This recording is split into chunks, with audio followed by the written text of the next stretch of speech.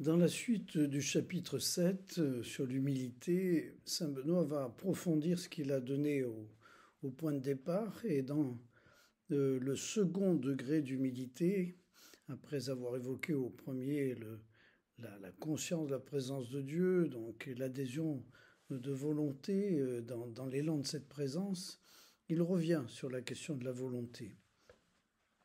Et c'est une occasion pour nous d'expliciter un peu mieux de quoi il s'agit.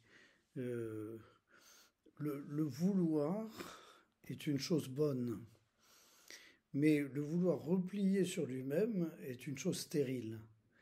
Il y a un vouloir en quelque sorte qui porte vers la mise en œuvre, donc l'extérieur, et qui va à la rencontre de l'autre, qui permet la créativité, et surtout s'il est inspiré par un vouloir plus large que nous-mêmes, un vouloir créateur, un vouloir qui initie la nouveauté. Et la dernière phrase de ce second degré d'humilité, ce second indice d'humilité, c'est « La volonté complaisante porte sa peine et la nécessité confère la couronne ». Alors, on traduit quelquefois d'une manière un peu ambiguë, le plaisir porte la peine, donc, et c'est le fait de faire les choses parce qu'il faut les faire qui confère la couronne. Mais c'est pas tout à fait ça, en fait.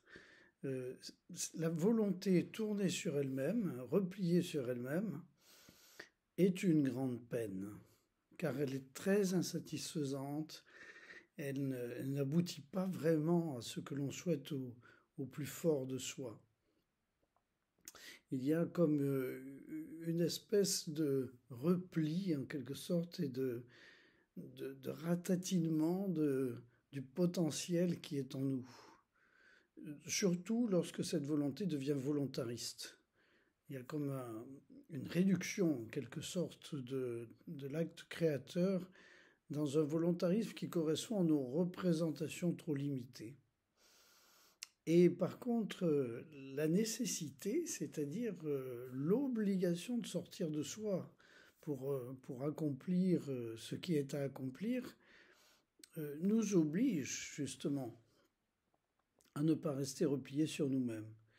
Et donc à aller vers autrui, à collaborer avec autrui et à faire ce qu'il faut pour que ça puisse aboutir d'une manière extrêmement fructueuse. C'est le cas lorsqu'on se retrouve dans un danger, un péril, et que toutes nos forces se mobilisent pour faire en sorte que soi-même et les autres puissent être sauvés. Et il y a une nécessité là qui oblige. Eh bien, on pourrait dire que dans la vie courante, ce serait intéressant que notre volonté se sente comme ça, comme poussée en quelque sorte à agir pour sortir de nous-mêmes et accomplir quelque chose qui nous dépasse complètement et dont on pourrait même ne pas imaginer qu'il soit possible pour nous. Il y a là un vouloir, une volonté qui n'est pas simplement notre idée, notre conception, mais qui est la vie elle-même en acte qui nous traverse. Eh bien, laissons-nous faire par cette puissance de vie qui nous traverse afin de vouloir d'une manière juste.